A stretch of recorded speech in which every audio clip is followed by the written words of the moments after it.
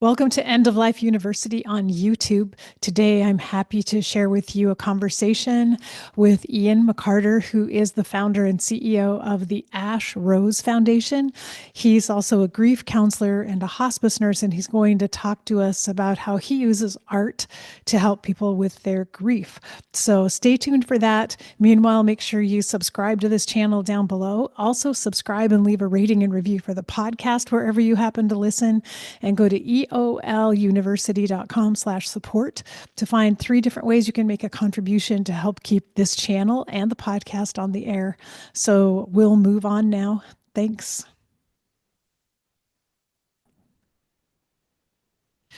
Today, I'm so very happy to welcome my special guest, Ian McCartor. Ian is a hospice nurse, Ash portrait artist, and certified grief counselor dedicated to helping individuals navigate loss through creative and compassionate means. As the founder and executive director of the Ash Rose Foundation, Ian leads the Ash Rose Project, a deeply personal 30-day program designed to foster healing, connection, and renewal of intention in life after loss. And we'll be talking all about that today.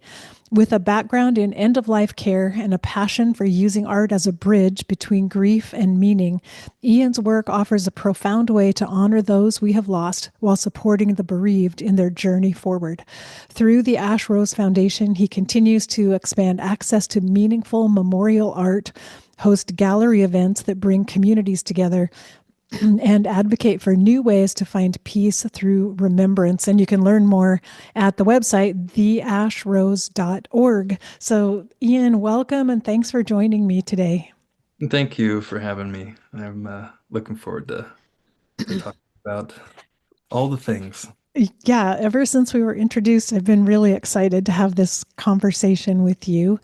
And so I'd kind of like to start at the beginning, wherever that might be for you, if and just tell us how, as a nurse, how you got interested in end of life work. I know you're also a talented artist, and how you brought all this together and became a grief counselor, and now you're doing the Ash Rose Foundation. Yeah, it's as they say, a long and winding road, and it's a product of embracing all the experiences and all the bumps in the road, the forks in the road, all the above, and the wisdom of counsel, really. I've had wonderful guidance along the way of pioneering something really that you have to learn from the ground up when you're kind of the first or only one out there doing something like this. And so it started with a love for art. At my heart, I'm an artist, and I feel like I've just been wired since the beginning to look at life as that witness and to revel in beauty. Mm. And I think for my whole upbringing through the arts, I was always asking why, like why, what's the point of creating beauty, and what's the point of this art that I feel compelled to make? And it was always this question of a reason or a purpose. And through it, I was hopeful to make a career out of it in some way, but my parents were both in the entertainment world, and they're like, if you feel like you want to do your own thing, maybe you should have a job that Mhm. supports the passion. And so they encouraged nursing. And particularly my father encouraged nursing. He was pretty impressed at the just the trajectory of our society needing medical care in the future and an aging demographic. And so I kind of was like, okay, I'll do both. And so I went to art school, studied with some incredible masters like Glenn Villepeu, and I went to Pasadena Art Center, College of Design for a while, and just had good guidance with the craft. The craft side of it was just being invested in fully.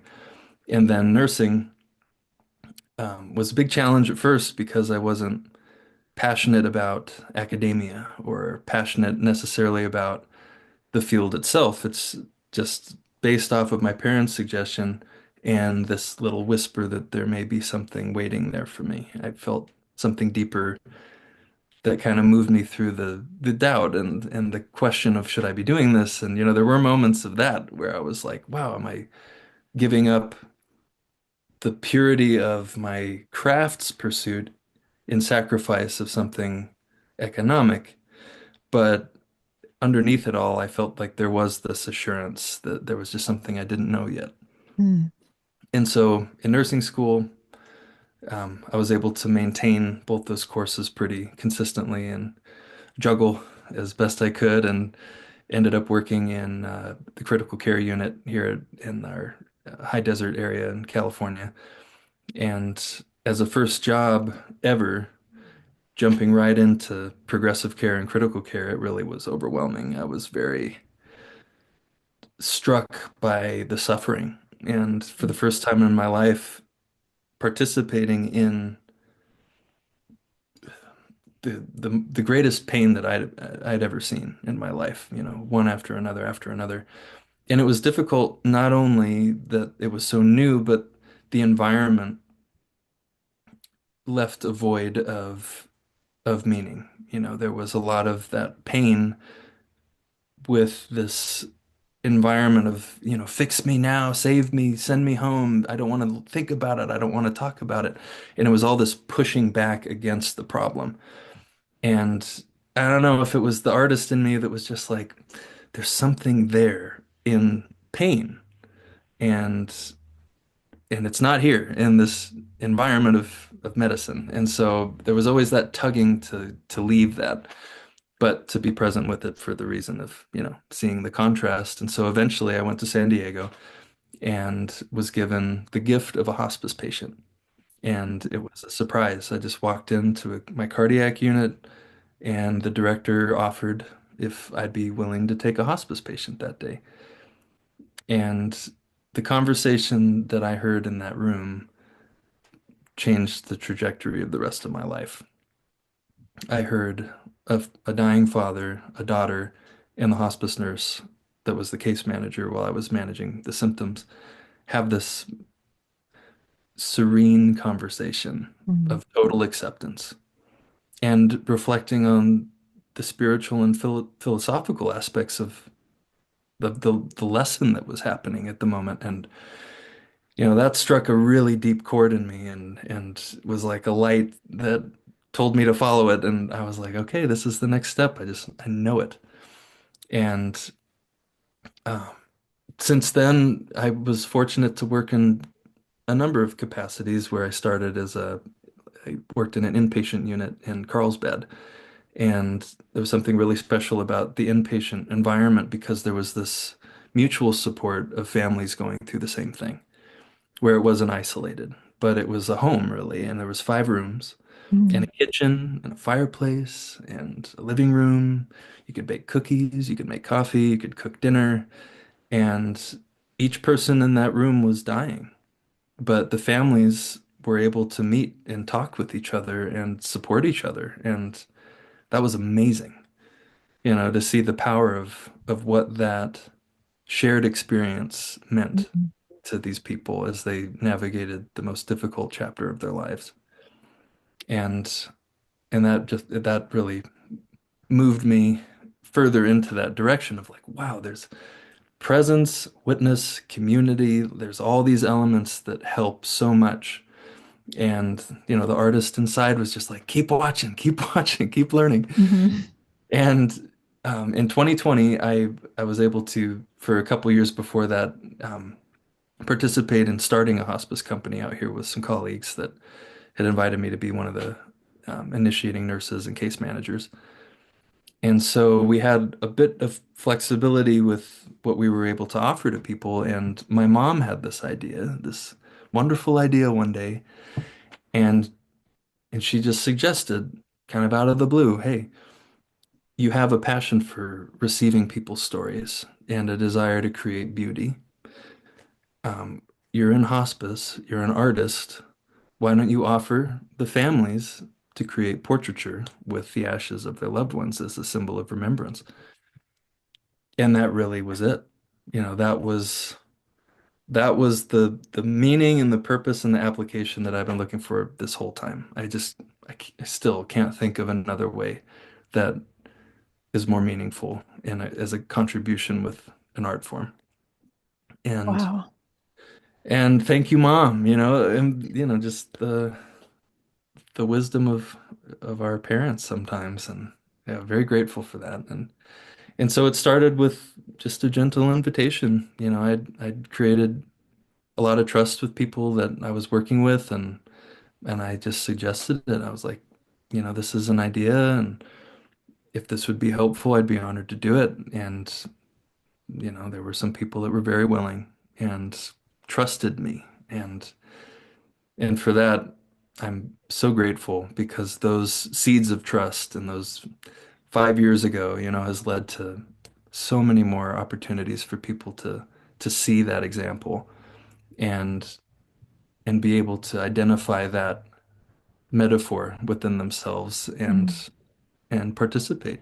And it's done a lot of good. It's been a Wow. really wonderful experience for everybody involved. That's such a beautiful story. I love the whole trajectory of it and the idea of, well, in our society, a life as an artist may not provide us with enough substance to really survive well. So we need to find other work, but both the art and the other work can sometimes feel hollow or empty if there isn't meaning beneath Mhm. it. And you were able to find a meaning that serves both, that serves the meaning through working in hospice and now working with people with their grief, that serves your art, but served serves life as well and served the needs of the community. And it's really beautiful. And I resonate with that feeling of start trying hospice and showing up there and finding, oh, this is why I'm here. This is why I'm in this medical field. Mhm. It's the dying aspect of it. That's what I'm good at. That's where I belong. It's fascinating how hidden it is until it's not, right? Exactly, because we're in a society that doesn't recognize that could even be possible, that you could even find fulfillment and find meaning for your own life through working with people who are dying. Yeah. Yeah, that's definitely been one of my greatest teachers, engaging in this inevitability and turning towards it and not running from it, and Yeah, that's really hard to do in a modern world with, lack of example, maybe. yeah. People have been taught that it's scary and it's bad, and you don't deal with it until you have to. And and for those that have partaken in the wisdom of it, you realize that by doing that, you rob yourself of such a gift. And Mhm. yeah, I'm honored to have found it. And And I like the way your journey has unfolded with, I mean, it wouldn't have worked on day one to think, I think I'll go into hospice and then I'll start doing this art for to help people. It's like it takes years sometimes of finding your way through one thing to the next thing and doing that for a while and learning everything you need to know about it. Then along comes your mom with this inspiration for now it's time. Now you can add the art to what you're already doing. And life is so much like that. We can't rush through this. We've got to just keep going on our path, and we may not even see where we're going to end up for a long, long time. yeah, it's trust and patience. It's this trusting in this refinement of you're being prepared for something that you're here to realize.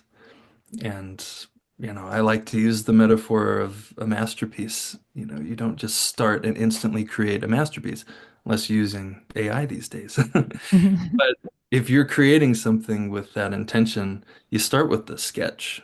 You start with the dream or the idea or the vague sense of direction, and you patiently refine it over as long as it takes. And you learn something that you add, and you end up taking something out, and you compose until it becomes what it's supposed to become. And I think we're the same. Definitely.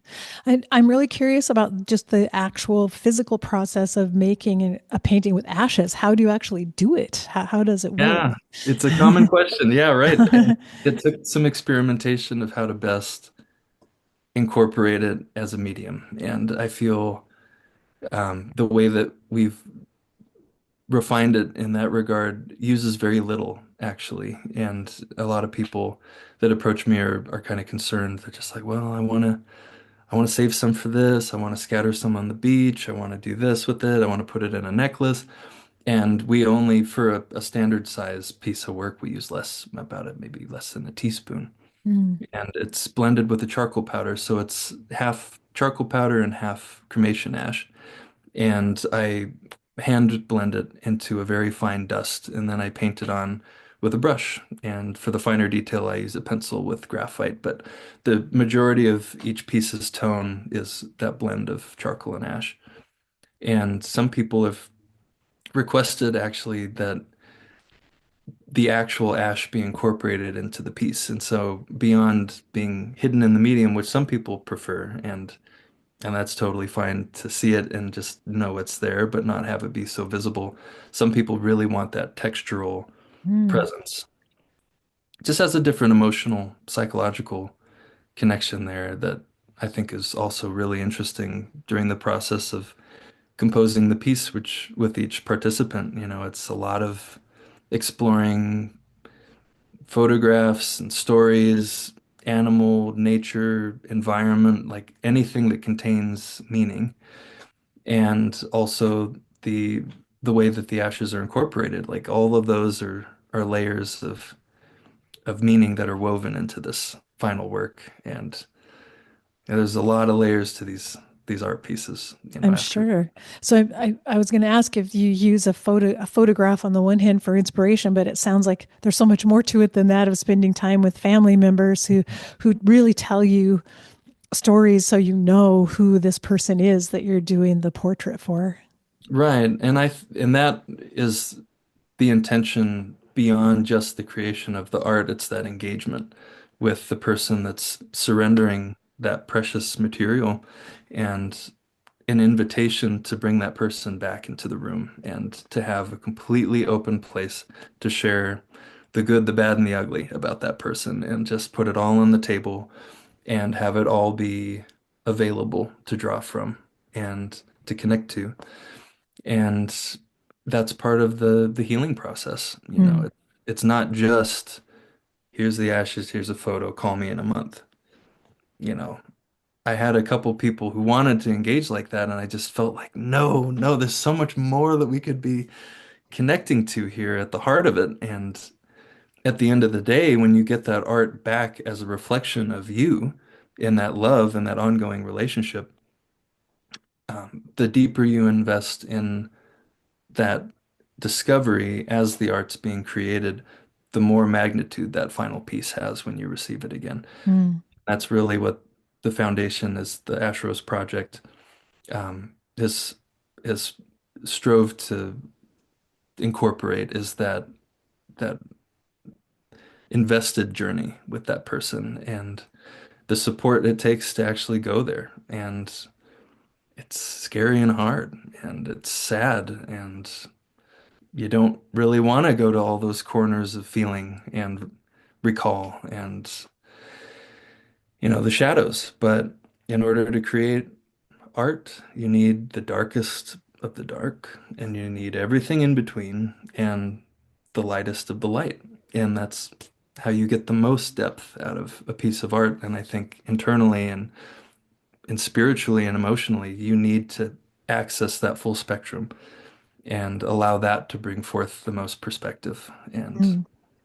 available clarity, really, That, of that that's relationship. that's such a good metaphor. I was learning about the technique of chiaroscuro in Italian art of using light and darkness opposite each other, in a Mhm. painting to balance each other, but that how it's so essential that you have both because the light is not very visible if it doesn't have darkness as a background of it to help it show.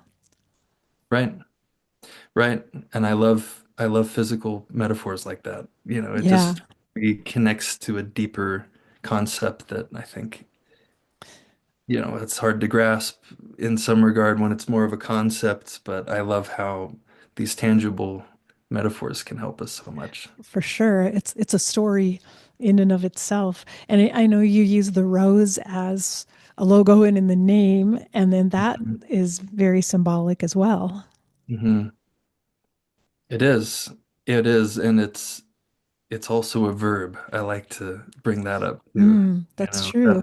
That's part of the songwriter in me, I guess, from my other music life, but it's that call of possibility, that the rising is an action and it's work to do this stuff. And it's hard to persevere through these moments of doubt or urges to withdraw and isolate or just to shut it off and numb it or distract yourself with something, whether it be a medication or a duty in life or a responsibility to get you out of that uncomfortable place. But I feel from what I've witnessed with these people that the courage to do the work and to explore those shadows and take those gifts back to the world again and allow that contribution after some degree of healing allow for that expansion of purpose.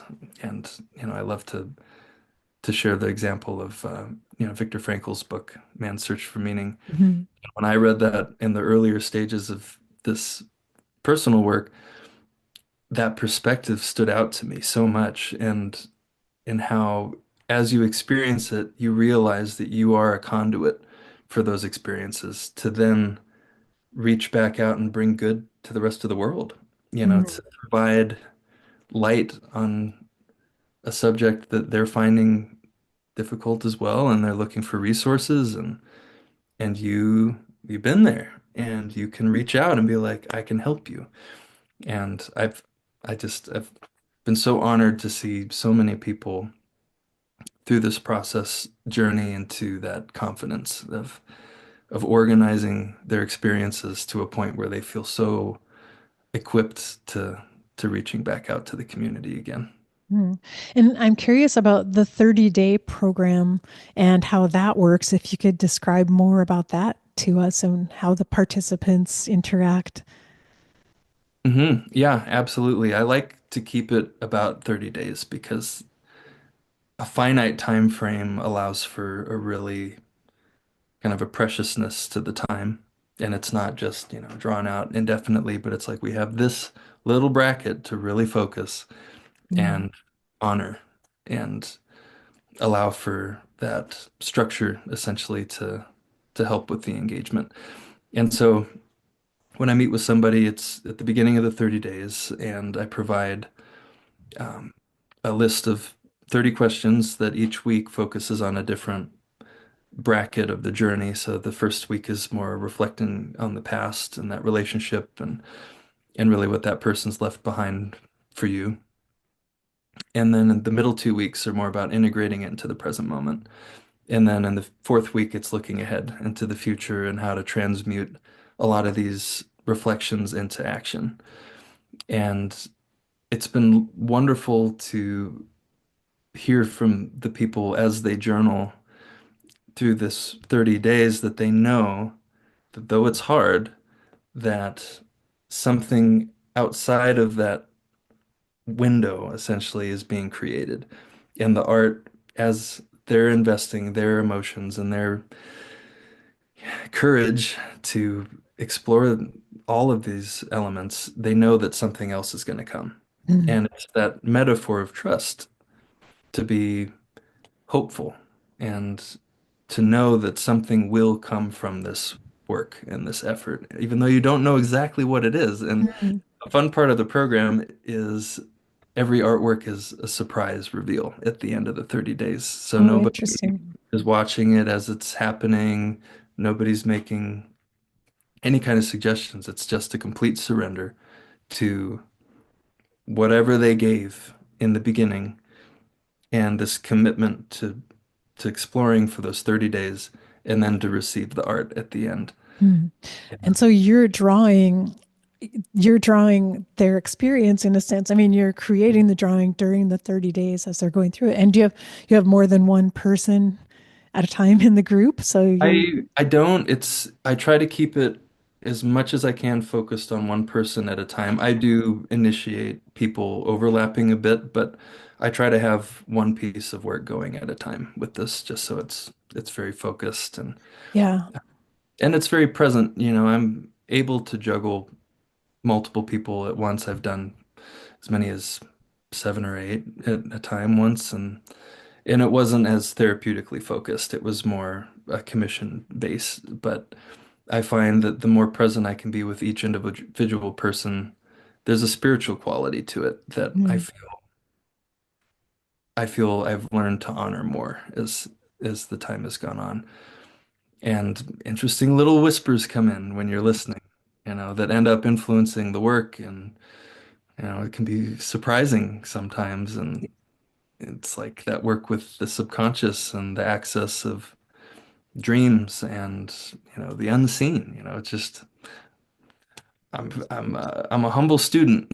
Because I imagine for the person going through the 30-day process, they so much comes up for them and they learn so much more than they ever knew before. And you're hearing about it just as they're seeing it perhaps for the first time or recognizing patterns or memories of things.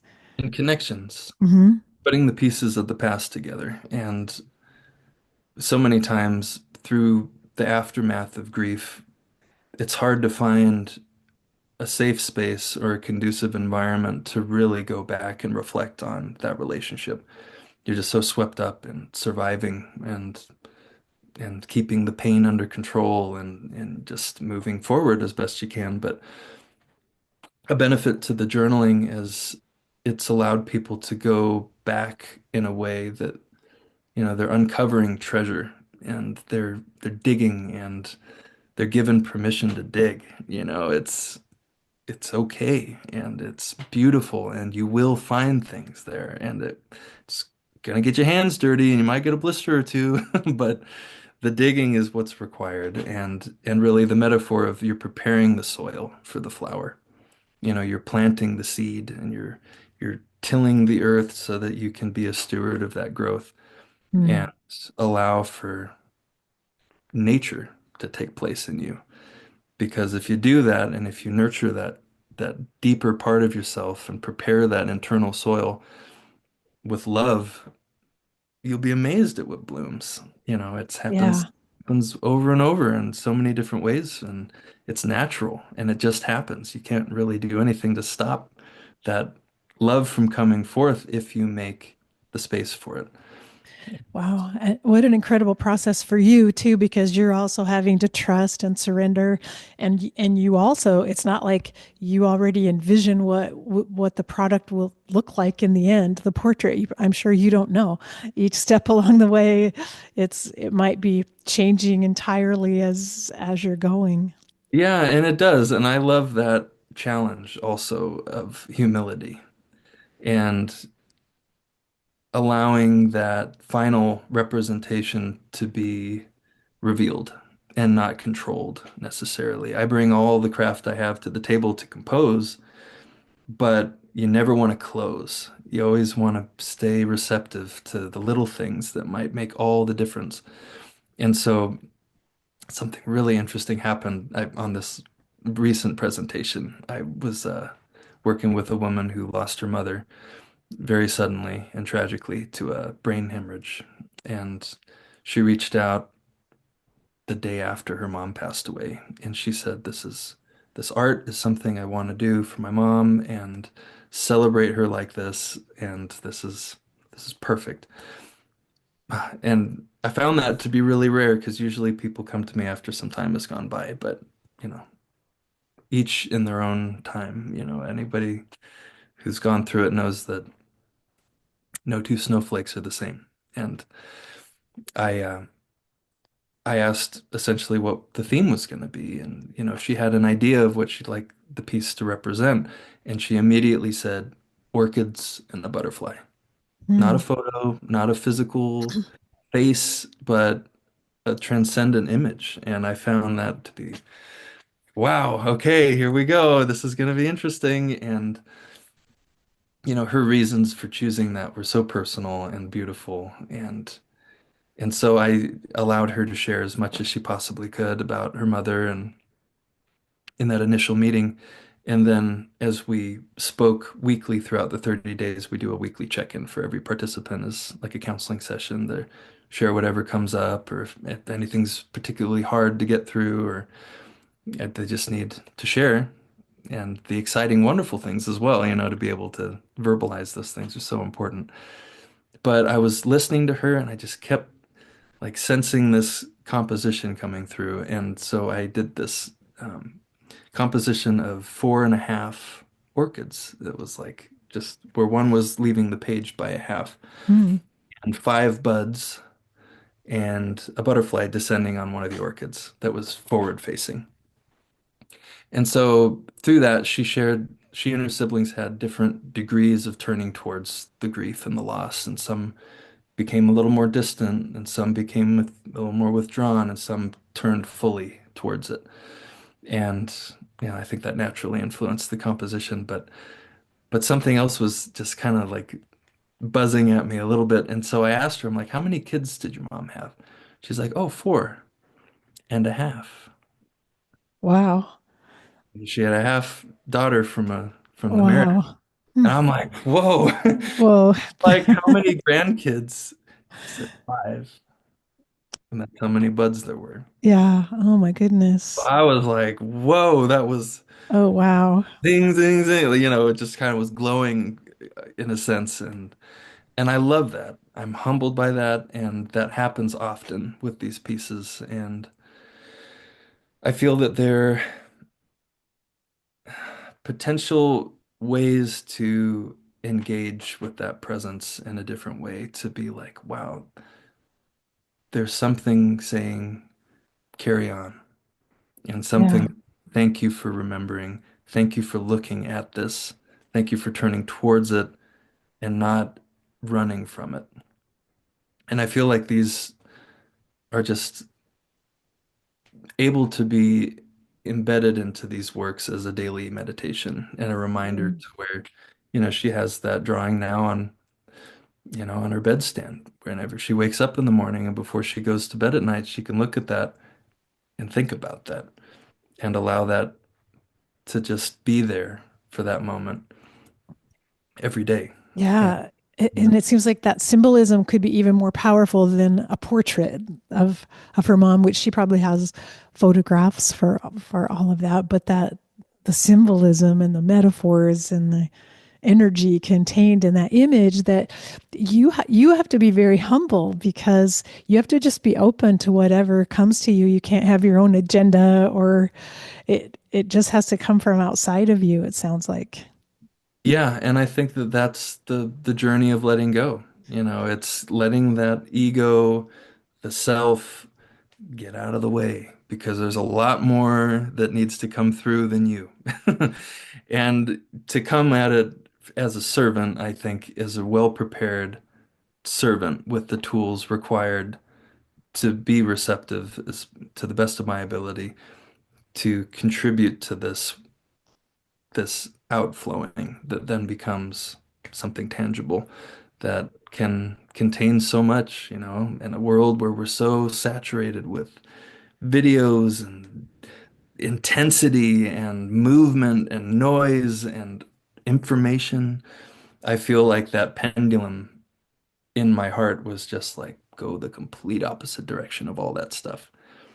Go to the stillness, go to the silence, go to the context Mm. and the depth. And it's wonderful to approach these works even as a spectator, from the opportunities we have to share in a gallery setting where people from all over the region can come together and present these works together, side by side, and meet each other and witness each other's work and each other's story and the community to do the same. It's it's so, lack for a better word in my California way, cool. Hear people's impression of this as having, inspiring almost like a religious experience or a spiritual experience because of the context of the image that they're partaking in at that moment. To just allow things to calm down and for them to look at it and know that there's a lifetime in that image Mm. Wow. and let that come through in our modern times. I feel like, again, that contrast of how we're in a time where that stillness is so needed, that this art really compels that access, I think. And it's been really interesting to see and to just present and observe and encourage. And so true. And you play multiple roles. Not only you're creating the memorial art that will bring people back to that place of stillness, and you're leading them through with their journaling, their grief experience, but then you're also role modeling how to be in that space of stillness and presence and humility and trusting and allowing yourself to be guided. And so that's really profound. You are a fantastic teacher for people in that moment, without even calling yourself that or thinking of yourself in that way. Mutual student, you Hmm. know, I'm serving along with them and to just be that companion on the way. I felt like as a nurse I was that. I Hmm. was a companion, and Yes. I feel like that equipped me in a deeper sense as a clinician to then be able to translate a lot of that companionship and meeting people exactly where they're at and supporting that without itinerary necessarily or, you know, any overriding degree of authority. I Mhm. never want to feel like I'm, to change someone, but instead to just be a safe place for people to explore and empower them to then express what they've explored Mm. and receive that affirmation from their efforts to to realize, wow, I have a gift. I have compassion. I have experience that I thought was just tragedy at one point. But in the context of service, that tragedy becomes so powerful and Mm. just what Wow. we need to build those bridges, and it's material that is so forsaken so often. Yeah. And, So and I've true. seen it. And this is just a wonderful opportunity to remind people that we all have that capacity. And there are resources available to help and to heal. And don't you know our world needs it? Oh, absolutely. And I know you mentioned something about the gallery events, and I was curious about, would you tell us a little more about what that's like? Yeah. Yeah, that's a whole other level because before, it was more individualized and the person would receive their portrait and then they keep it in their home. And then this idea came when I got to a point where I had this list of people that wanted to participate and they weren't able to do it as a commission. They were too financially compromised in order to survive after a loss. That economic Hmm. fluctuation just allowed for a different exchange that wasn't financial. And I wanted to make more space for that because, you know, again, you got to pay your bills in this crazy country, and it's expensive to live.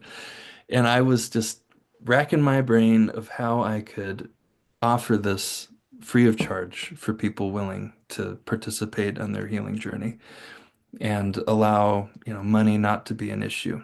And whether it's a tiny little drawing or a huge scale installation, to just have the freedom to have it be a reflection of that love that they want to bring forth. And so I had this idea after I thought to approach a hospice that was a nonprofit, and I was thinking I could host this project underneath the 501(c)(3 is like a sub project that's aligned with their mission. And so I called up a lot of people that I'd done ash portraits for in this area in California, and I asked, could I borrow your work and share it with this organization in hopes that we can develop a program that will bring this work to more people who are wanting to do it. And everybody across the board was like, of course, take my dad, take my grandfather, take my sister, take my son. And that giving and lending of that person and and that environment and like that collective type of surrender really showed me something special. Mm. I observed, I'm like, wow, this also serves. This is allowing them to take what they've created and know that something good is coming outside of themselves in their own immediate sphere of influence. And so I was driving down to San Diego with about a dozen of these works in the car and this portfolio, and I just felt this like I guess it's hard to describe, but it just felt like there was a lot behind it Hmm. and welcoming it forward. And so I had arranged all these artworks in the office. I was going to meet with the directors. And when they walk in, they just kind of were stunned and they sit down and I tell them about the work and, this is the project I'd like to develop and I just need more financial support for it. And, the nonprofit framework just makes the most sense. Although I was hesitant to start my own nonprofit, I had been resisting for years because other friends were saying it's just so much work and it's so much paperwork. So I always had that in the back of my mind, scaring me a little bit. And so the director looks at all these works and then she looks at me and after I'd asked about the conduit proposal and everything, and she's like, you know what? I think that the degree of this work and this project is bigger than you think it is. And I think it's more than we're going to be able to serve you with. She said, you need to start your own profit. Your own nonprofit. And I feel Hmm. like that, I just needed to say that. And I was like, no. I was That's like, not that's the not what I answer. wanted to hear. I wanted to hear yes. But then that was life welcoming me to take a step forward in a different direction. And thankfully, the process of doing that in the capacity of this program isn't overwhelming. I'm able to make room for the work and just kind of keep all the little protocol things in order. But I feel like nursing again was a gift to have case management and all these details at once and juggling a couple dozen patients at a time allowed me to compartmentalize that kind of structure while maintaining the creative counseling act. And I'm grateful that I have such a wonderful team. The board is composed of colleagues and psychology and bereavement and philanthropy and also people who've participated as clients with the ASH work. And they've shown me the the potential expanse of what the work can bring. And I don't mean the program's work, but I mean that internal grief work. And and it's just this great combination of people that, I just feel very blessed to have such a diverse and wonderful team to grow it. We treat it as a rose in itself. Just the art, True. showing it to more people and inviting participation and support. It's all a nurturing process. And So those of us um, who, I don't have ashes that I could turn into a portrait, but I can still support your work by making a donation to your foundation, which will go to help someone who could really benefit from your 30-day process, but doesn't have the means to afford it for themselves. Mhm. Yeah, and in that example of the metaphor, the people that contribute to the program as donors, really, I like to use the word witness also. It's not just a donation and then you don't hear anything again. It's an invitation to observe each person's story and to be involved in a way to where, as an art form, it's that bridge of connection. And every donor is part of this family database essentially where Mm. all the photos of the people's completed artworks are shared with.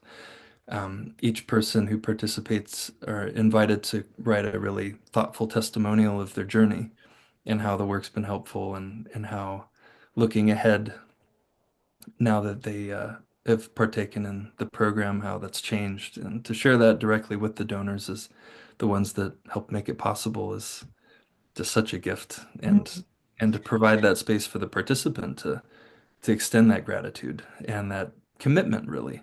They're expressing this intention along with this visually expressed representation of that intention.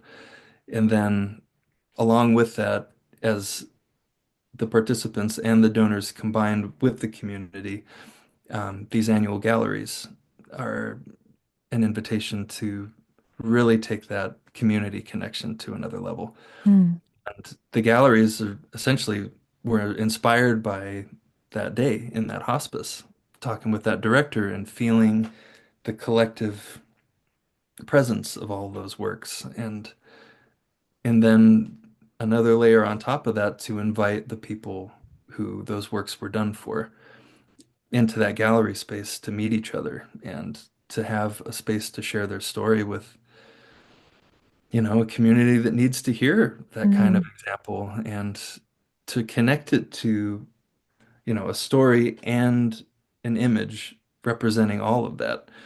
And we recently had a gallery out here in the Antelope Valley, and there were two women that I'd worked with that both had requested a portrait of their father and them with the ashes. And so it was their depiction of themselves with their father combined. And I've only had two people do that.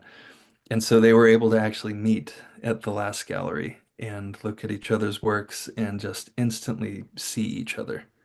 It was really interesting Wow. just to feel that they saw each other so clearly and so immediately because of that connection. It was so Wow. special.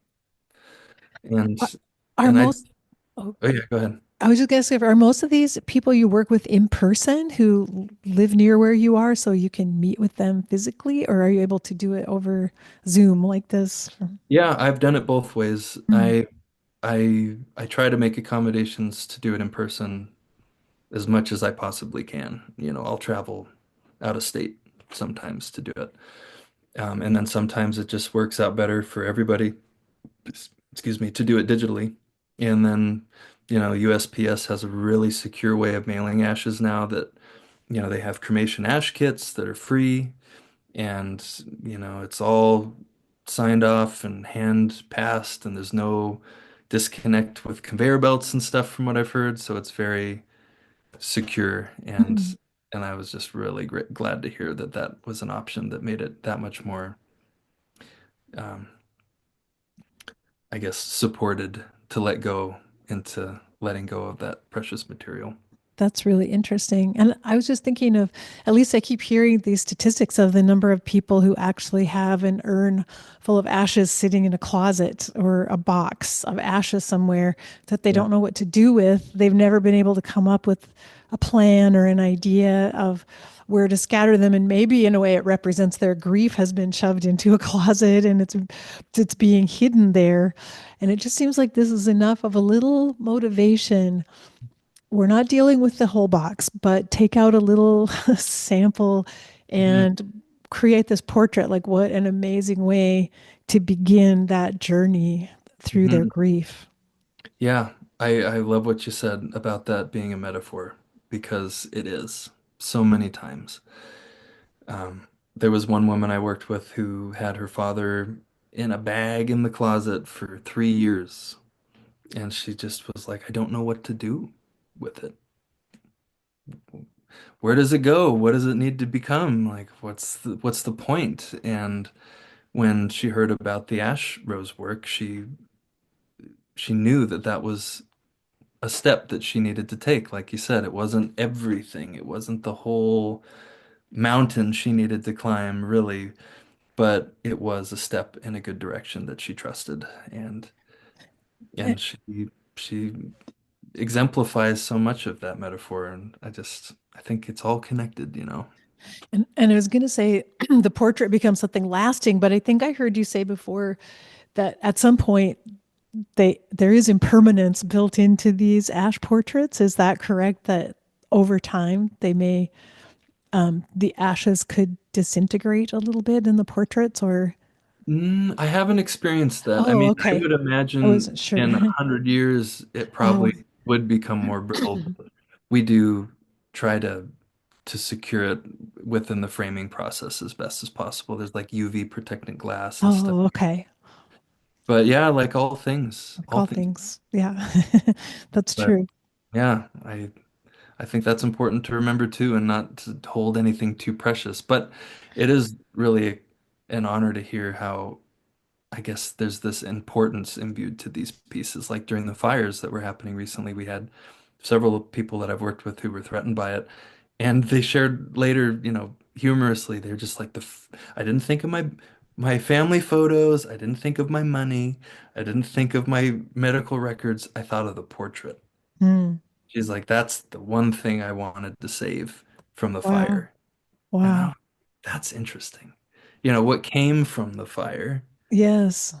has become something that you want to Is protect from the fire. yeah, I yeah. just thought as a metaphor, I'm like, wow, that's a It's lot to chew on yeah, right. that's very interesting. Yeah. Sorry. Uh, Well, wow, this is really profound. And I was wondering if anyone listening, I'm sure there will be people listening who say, that's what I need. That's what I need to do with those ashes that I have. And so how do they go about getting in touch with you and setting up a meeting? Yeah. My website, or the foundation's website essentially is theashrose.org.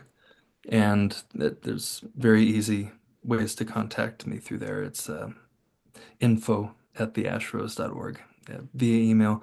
And then to reach out with a consultation request, I have a waiting list through kind of the month-to-month program, and wherever people are at on that list, we discuss the intention to participate and just kind of the trajectory, and if they're willing to witness other people's journeys while they wait for their portrait. I think that there's a huge benefit there Hmm. to where, you don't just have to wait however long it's going to take to get your portrait done. That's just a step in this whole process. But you have that intention staked essentially to where it's like, I will be a part of this and I look forward to it. And as you wait, you watch and Hmm. you welcome the experiences of others. And, if they donate $1 to the foundation, that's all you need to do to be able to see each person. As every month goes by, it's a different story, it's a different perspective, it's a different image that might inspire so many other ideas as you wait until it's your turn to participate in the actual creation of it. Oh, And interesting. come to the galleries as the months go on, like you'll get direct invitations to all those, so you can come to these and engage with people who are doing it and have done it. And you'll have the opportunity to even say, I'm going to be doing it in a period of time. What do you think? How was it for you? And what came up for you? And to be able to have that kind of reception and connection in light of something that you're committed to in the future, I just think it's so Hmm. special. Yeah, that's really interesting. So you're automatically part of the community, Right. and then assuming the timing will be just right because maybe being part of the community and watching and observing for a while will help you become ready for your turn whenever that Mm. comes. Yeah, and to be open to that. And I think in a culture we want it now. It's like Yes. we want the solution now, fix me now. And this whole layer of the project really invites you to be patient, Yeah. not stagnant. You're patient, but you're moving and you're learning and you're open to really the divine timing of it all.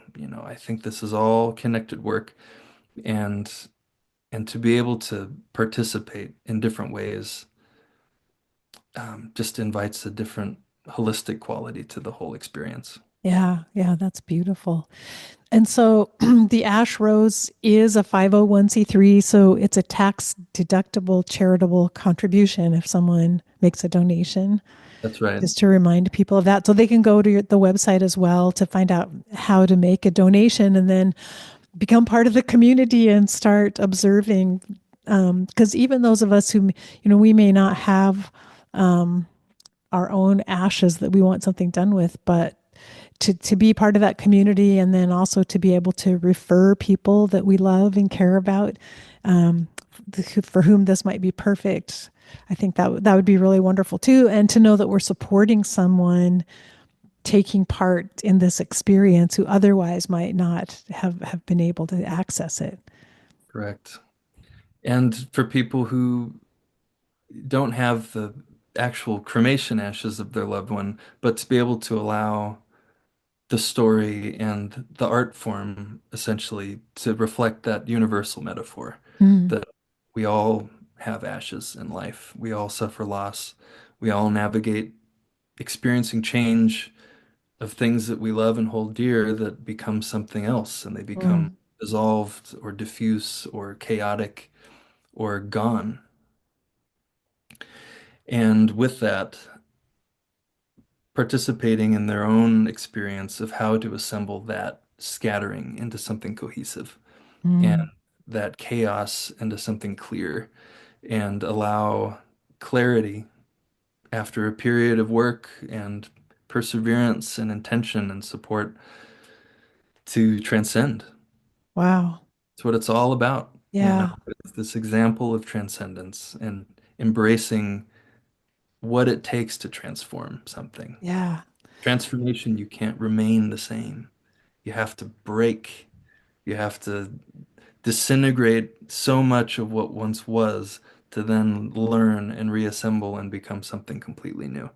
And I feel like that cycle of life and death is an illustration of the reality of that and all the big and small ways of our daily lives. It's universal for the human experience, and I feel the humanity within this work and this art form has so much to teach and so much to show us as an evolving life on Earth, you know. Mhm. We have so much to learn from the natural qualities of the world and what that's like for all of us and how we can really grow. Yeah. So true. And Ian, you are such a great example. I guess I was going to say, in a way of being a servant healer, like you serve, like you're here to serve, and you serve whatever needs to come from you, whatever other people are needing without your own agenda. And that's incredible, but that makes you very powerful as someone, who can teach and lead and be helpful. So I feel really motivated. I just want to be part of your community and make sure I help support the work that you're doing. So I'll say your website again, theashrose.org. Right. And it's really been fun to talk to you today, just like a true pleasure. No, likewise, I'm honored. I'm so honored to share and to allow, you know, a platform of describing something that in our culture we find so terrifying and so repulsive in so many ways and offering a different perspective and a reframing literally of that perspective to one of beauty and curiosity and gratitude, really. And to know we can make exquisite beauty from the ashes. And that's just very powerful. So thank you for everything you're doing, and thank you for talking to me today. Thank you for having me, and I'm hopeful that what we shared will go on to inspire many others. I hope so as well. And thanks to everyone listening. And again, likewise, both of us are hoping that this will be something powerful to everyone who's joined us today. Yeah. Well, thank you all, and thank you, Karen. You're welcome.